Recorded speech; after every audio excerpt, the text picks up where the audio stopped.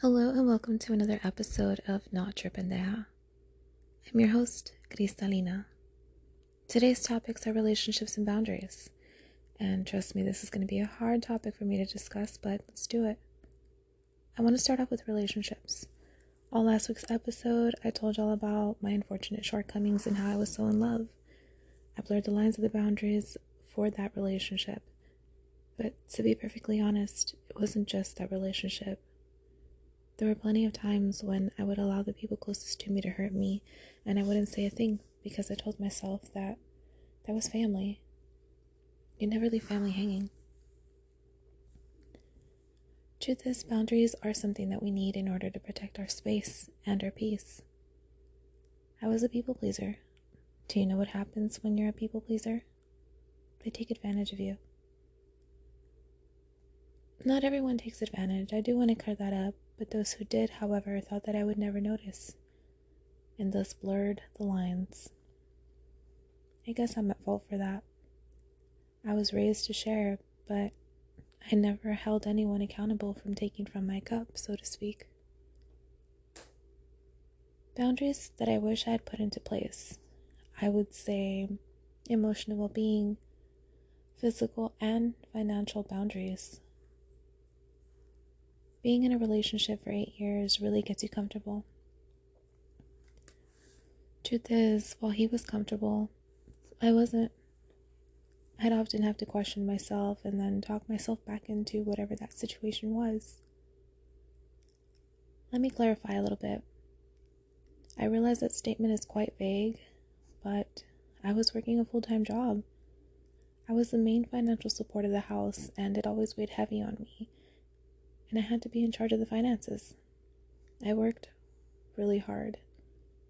And yes, being in a relationship and you have children, it's best to work the finances together, right? But that wasn't my case. I had to be in charge. Otherwise, the money would disappear. And it did at one point due to his extracurricular activities. Again, I'm not throwing shade, but that was my situation. I just wasn't fully aware of how bad it really was. Financial responsibility should be a conversation amongst partners. On several instances, while planning out the bills for the week or even that month, I had to also integrate his necessary expenses. I was always the one who would say, "Yes, baby," or "Yeah, we could do that," all while knowing that we couldn't. Truth is, if I'd said no, there would be consequences. Those consequences often included a tantrum, or he would just get somebody else to get it for him, his mom, his friends, or even other women. I was always put into a situation where he would either neglect me emotionally or physically by not being there when I asked him to. Even worse. I realize now all of the red flags that I would casually look over because, hey, that's family. I had to be more careful with money. I would budget and shop savvily in order for us to have what we needed. Yeah, he worked. He paid some bills. Until one day, he just expected me to fully support all of us. He started to put money away so he could buy whatever he needed, pods, beer, you name it. However, the beer was the biggest problem that I overlooked over time. Those who knew us had an idea of the things that I had to keep checked. His drinking got so bad, his abuse would become physical, and he would steal from me. I'm fine, I promise. I'm a different person than who I used to be, and I'm in a safe environment with my kids. But that's the reason why. I survived that situation, and I wanted to share my experience. Outings used to be fun until they stopped being fun. Every friendly occasion would be ruined by one of his tantrums demanding booze or even weed. It got to the point that I would just openly decline invitations to family parties and other gatherings because I had to keep him from drinking. I stopped being his partner and thus became his mom. Speaking of his mom, she would constantly belittle me. She said I was such a control freak for asking him to sober up and stop asking other people for money. I was looked as a stick in the mud, simply because I wanted him to be responsible and not put us into any more debt. All he had to do was call up his mom and she would send the money right over. He would lie about what the money was really for, and he would use it to get drunk and pass out.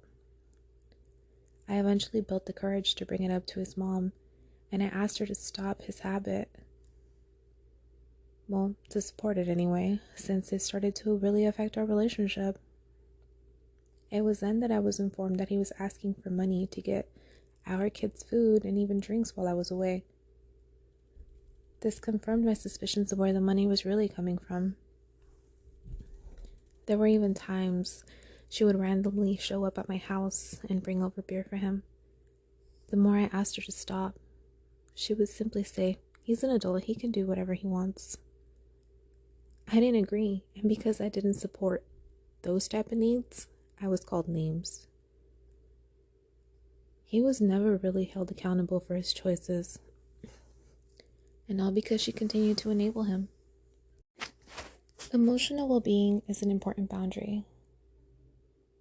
I should have been way more attentive to placing this over our relationship, but over the years, the version of me who knew better was slowly fading away because I simply allowed someone to tear down my walls and reprogram my brain to take breadcrumbs as a supplement and accept any type of attention from them, negative or positive.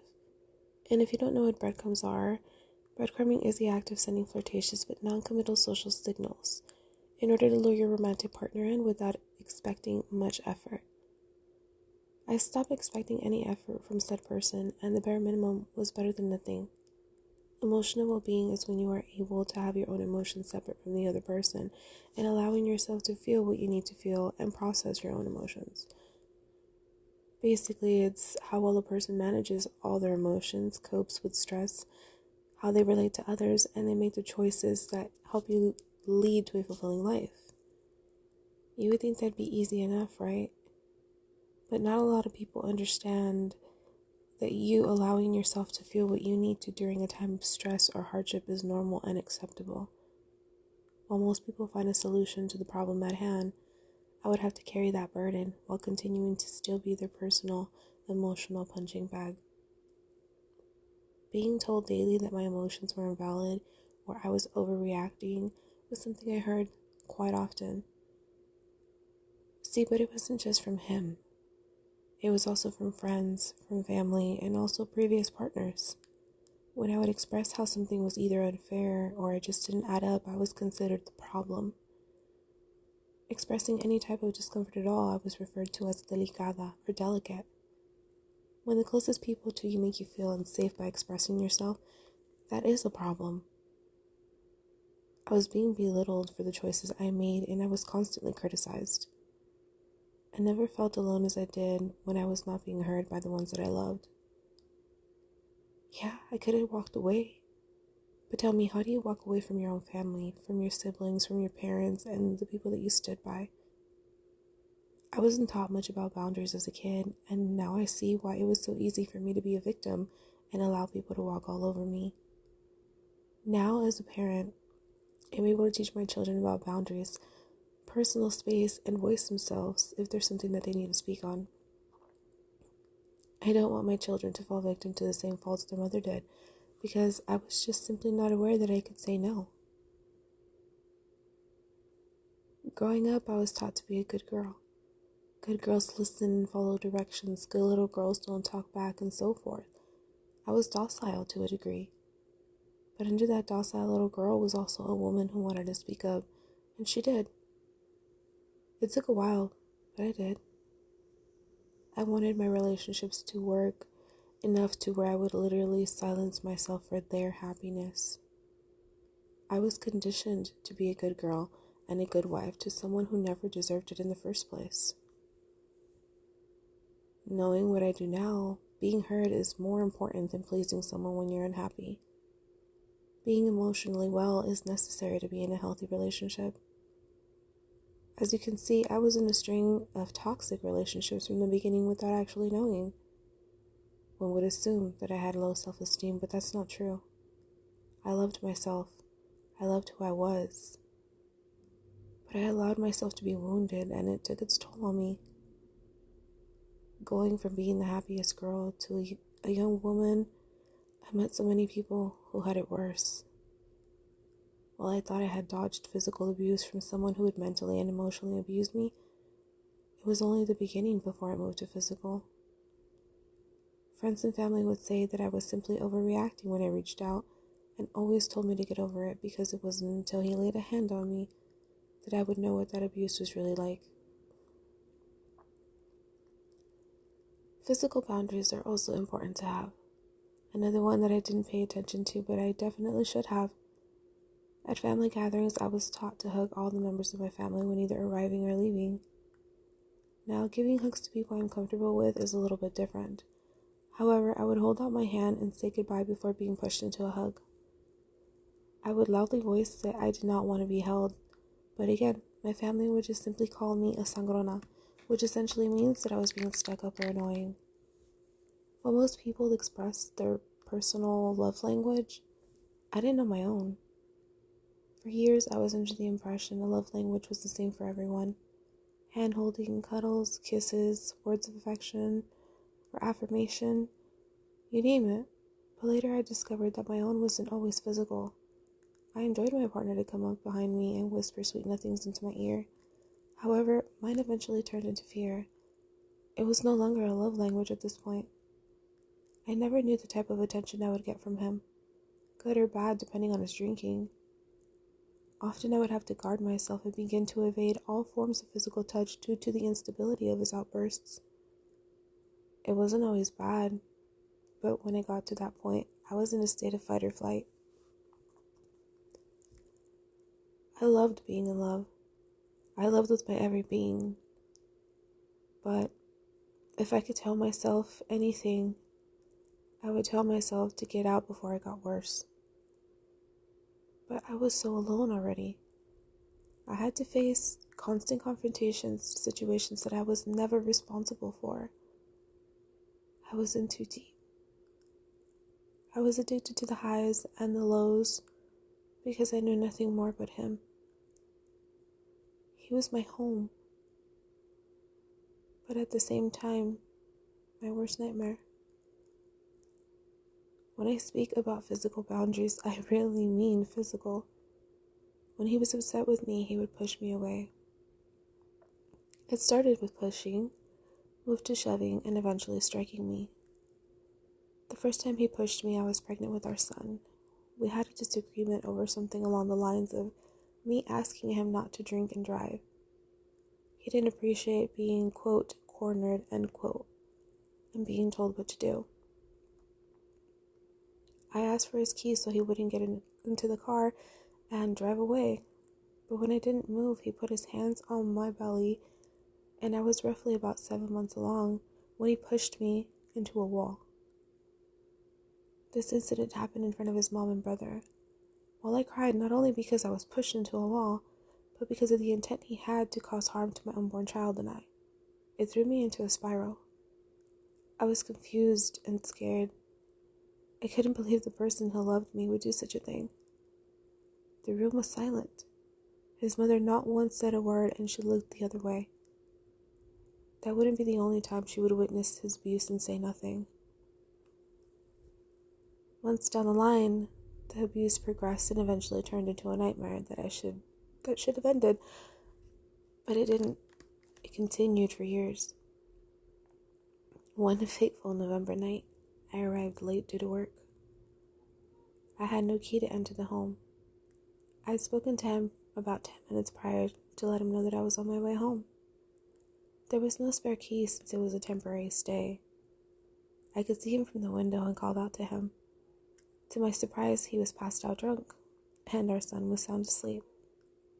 I banged on the door, and for about an hour, I called his phone in hopes of waking him, but had little to no luck. After knocking for what felt like an eternity, he eventually woke up and let me in. It was raining, I was cold, and I just wanted to go inside. I walked in and all I could smell was alcohol. I asked him if he had something to drink and he said no. But in the trash were 3 40-ounce glass bottles of beer, empty. While he couldn't speak clearly and the words slurred from his mouth and he could not stand without swaying, I asked him again. He replied with, "I had one." I ran to my son who was asleep on the bed when he grabbed me and yanked me backwards. I fell to the ground. When his mom walked over to me, past me, and she grabbed my sleeping child. He began to scream at me and his mom. I got up in both of their faces because both had woken up my son. I called him a drunk and wanted to leave, but his mother and him made it near impossible for me to leave at this point. She wouldn't give me my son, and he shoved me with his chest. He said I wasn't going anywhere and that I didn't have his permission to leave. His mother threatened to call the police, and I urged her to. I told her her son's neglectful behavior would land him in jail, and her as well for endangering my son.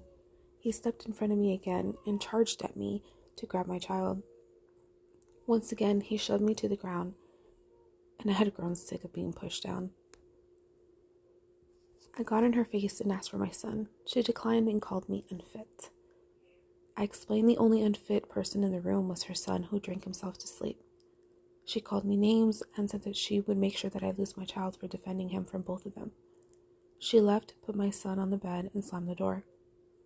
When she left, he ran towards me and he grabbed me by the neck. He began to strangle me until I started to lose consciousness. When I stopped fighting, he released me and grabbed my son. I remember still feeling the life drifting from my body as I started fading. A few minutes later, the police arrived and took him. The neighbors heard all the commotion and called them. If those neighbors hadn't called, who knows if I would have still been here. He went to jail that night. He admitted to drinking and being under the influence of such substance. When the police were interrogating him, he admitted to attacking me and strangling me. He didn't hide the fact that he hurt me. He didn't lie about what had initiated the fight in the first place. He was passed out. His mom really tried me though. She called in a welfare check on my son after hers tried to end me. I never understood her logic, but she didn't see that he was in the wrong. After she and I both banged on those doors and windows hoping to wake him up that night. But according to her, I deserved all of it.